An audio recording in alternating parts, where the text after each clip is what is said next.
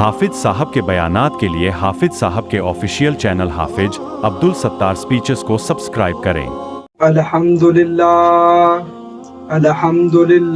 नहमदुहु व नुसल्ली अला रसूलिहिल करीम, अम्मा बाद, फ़अऊज़ु बिल्लाहि मिनश शैतानिर रजीम, बिस्मिल्लाहिर रहमानिर रहीम। अल्लाह ताला से दुआ है, अल्लाह ताला सही तरीके से बात कहने की, सुनने की, समझने की, फिर उस पे हम सबको अमल की तौफीक अता फरमाए। ये वीडियो निकाह के ऊपर है, क्योंकि दुनिया के अंदर जिना बहुत ज़्यादा फैल गया है। जहाँ देखो बदफेली, जहाँ देखो जिना, जहाँ देखो गलत काम हो रहे हैं। ये जो गलत काम है इसका कनेक्शन सिर्फ और सिर्फ जो जुड़ा हुआ है वो सिर्फ और सिर्फ निकाह से जुड़ा हुआ है। अगर आप अपने बच्चों की सही टाइम पे बारात कर देंगे, सही टाइम पे उनका निकाह कर देंगे, तो मेरे भाई वो बुराइयों से बच जाएंगे। अगर आप उनका सही टाइम पे निकाह नहीं करेंगे तो वो खुद भी गुनाह करेंगे और दूसरों से भी गुनाह करवाएंगे।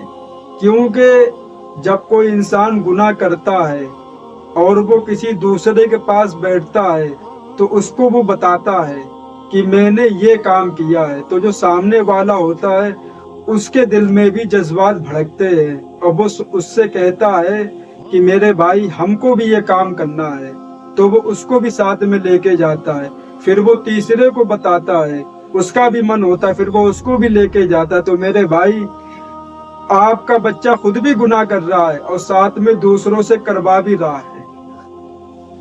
और एक वो लोग होते हैं जो गुनाह से बचते भी हैं और दूसरों को बचाते भी हैं।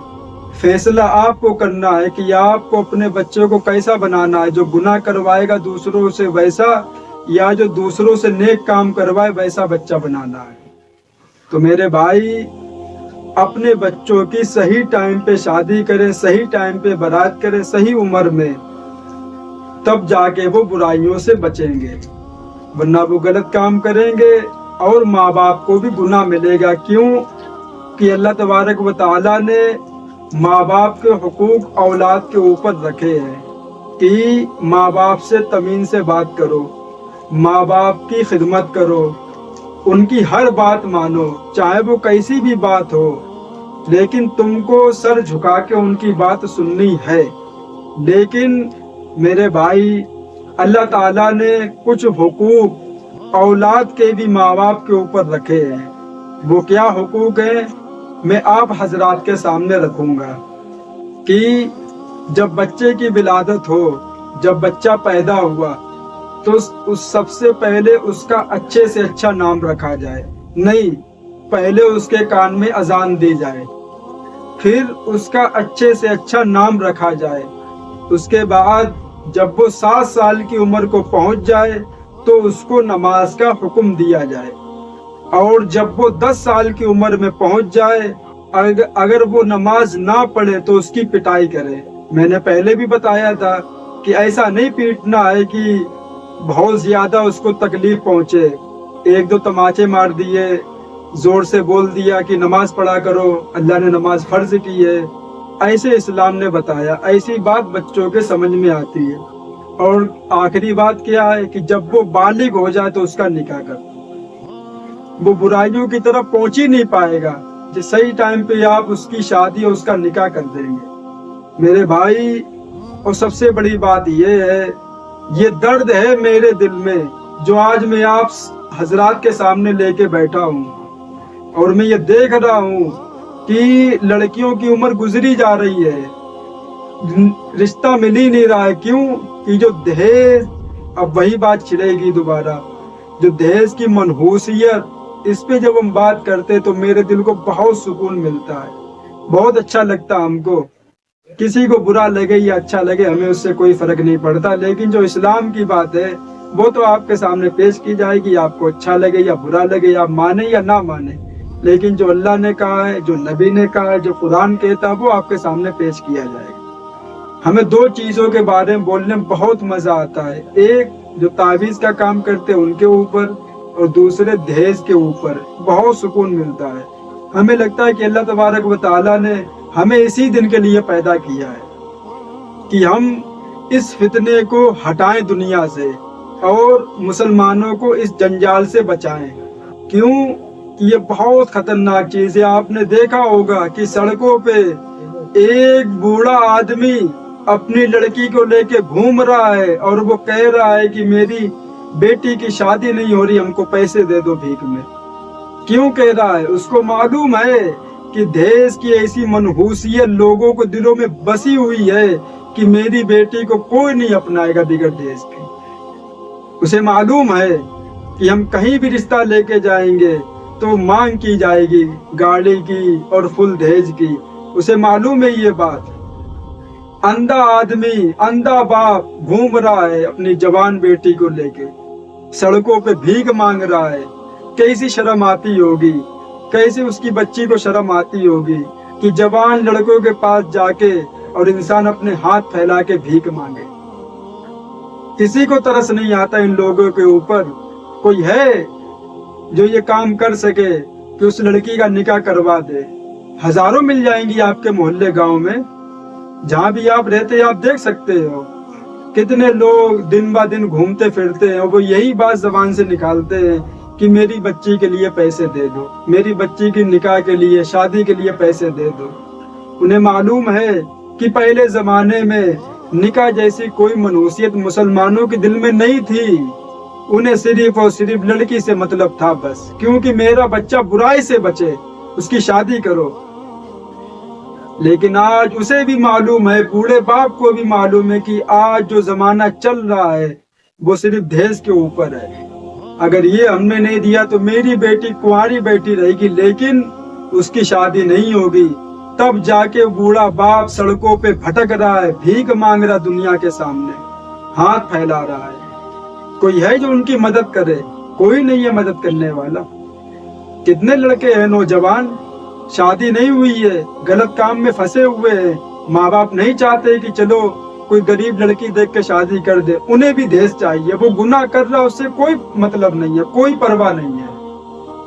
وہ اس سے بھیانک ہے جو وہ کر رہا ہے، اس سے کہ وہ دہیز نہ لے کے اس لڑکی سے شادی کر لے۔ میرے بھائی، ہمیں اس پہ کام کرنا ہے نوجوانوں کو، اور بتاتے رہنا ہے، کسی کو کڑوی لگے یا کسی کو کیسی بھی لگے، ہمیں بات کرنی ہے اسلام کی بس۔ کیونکہ جو دنیا کا درد ہے وہ ہم سے نہیں دیکھا جاتا ہے، نہیں برداشت ہوتا ہم سے۔ اگر اللہ نے ہم کو دیا ہوتا مال تو ہم انشاءاللہ اس پہ ضرور کام کرتے، لیکن اللہ کی رحمت سے مایوس نہیں ہے، ایک دن وہ آئے گا اور آ کے رہے گا، کیونکہ اللہ کی رحمت پہ ہمیں امید ہے، اور انشاءاللہ ہم یہ کام کریں گے ضرور۔ جتنے بھی میری بہنیں جو دہیز کی وجہ سے اپنے گھروں میں بیٹھی ہیں، ان کی زندگی برباد ہو رہی ہے، عمر بڑھتی جا رہی ہے، لیکن کوئی ان کو رشتہ دینے کے لیے تیار نہیں ہے۔ کیوں کہ یہ غریب لوگ ہیں، یہ فقیر لوگ ہیں، یہ بھکاری لوگ ہیں، ان کے پاس کچھ نہیں ہے دینے کے لیے۔ اللہ نے اگر دیا تو ہم ضرور اس پہ کام کریں گے، اور جب تک ہم زندہ ہیں انشاءاللہ اس پہ بولتے رہیں گے، کیونکہ یہی سب سے بڑی سعادت ہے کہ جو اللہ کا پیغام ہے، جو نبی کا پیغام ہے، جو قرآن کا پیغام ہے، وہ سب کے سامنے پیش کیا جائے۔ تو سمجھ میں تو آئے مسلمانوں کو کہ ہم کس منحوسیت میں پھنسے ہوئے ہیں۔ دہیز تو اسلام میں تھا ہی نہیں۔ بات یہ ہے کہ شروع سے غیر مسلموں کے ساتھ رہ کے آئے ہیں، تو کچھ ان کی رسمیں ہمارے اندر آئی ہیں اور کچھ ہماری رسمیں ان کے اندر گئی ہیں۔ اب انسان کسی کے ساتھ رہتا ہے تو کچھ اچھی چیزیں بھی آتی ہیں، کچھ بری چیزیں بھی آتی ہیں۔ نہیں تو آپ قرآن کھول کے دیکھ لیں، صحابہ کا طریقہ دیکھ لیں، نبی کا طریقہ دیکھ لیں، کہیں پہ نہ تو شادی کی کوئی بات ملے گی اور نہ دہیز کے اوپر کچھ بات ملے گی۔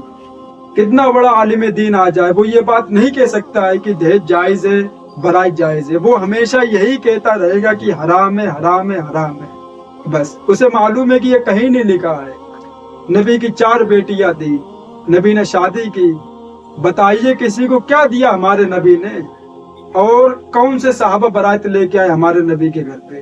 ہاں ولیمہ کیا ہے، ولیمہ سنت ہے، چاہے کتنا بھی کرو، تھوڑا کرو کہیں زیادہ کرو، ولیمہ کرنا ہے. تو میرے بھائی ہمیں اس پہ کام کرنا ہے. جیسے بھی ہم لوگ مدد کر سکے، ہمیں ان بچیوں کی، ہمیں ان لڑکیوں کی مدد کرنی ہے. 50 روپے، 100 روپے، 200 روپے، 10 روپے، جیسا بھی اللہ نے دیا ہے، ٹوٹی پھوٹی مدد ہم ان کی کریں گے. کیونکہ وہ جوان ہیں، ان کو بھی تکلیف ہوتی ہے، اور وہ کس لیے بھٹک رہی ہیں. انہیں معلوم ہے کہ ہم نے اگر زنا کر لیا تو میری زندگی برباد ہو جائے گی، اگر ہم نے کسی لڑکے کے ساتھ جا کے غلط کام کر لیا تو ہم برباد ہو جائیں گے، میرے ماں باپ کی عزت خراب ہو جائے گی.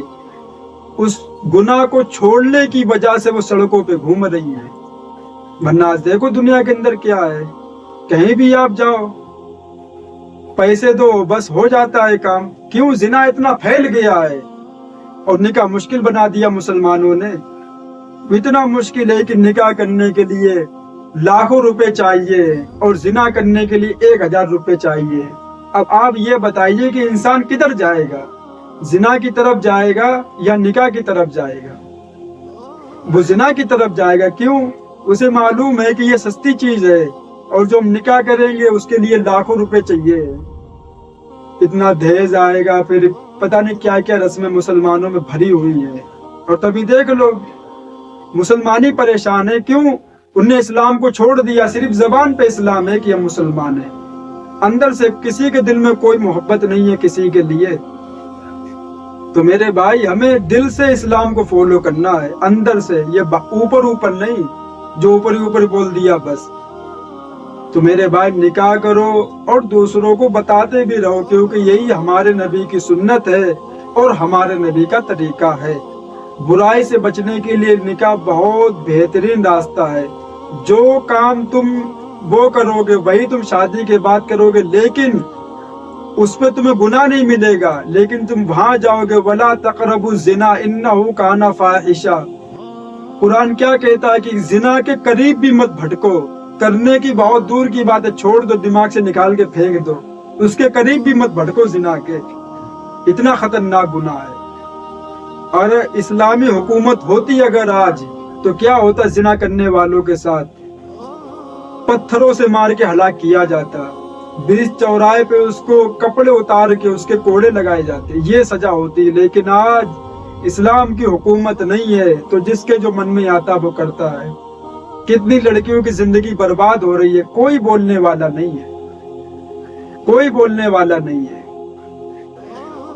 اللہ تعالیٰ سے دعا ہے اللہ تعالیٰ ان باتوں پہ ہم سب کو عمل کی توفیق عطا فرمائے. وآخر دعوانا وللحمد للہ رب العالمین.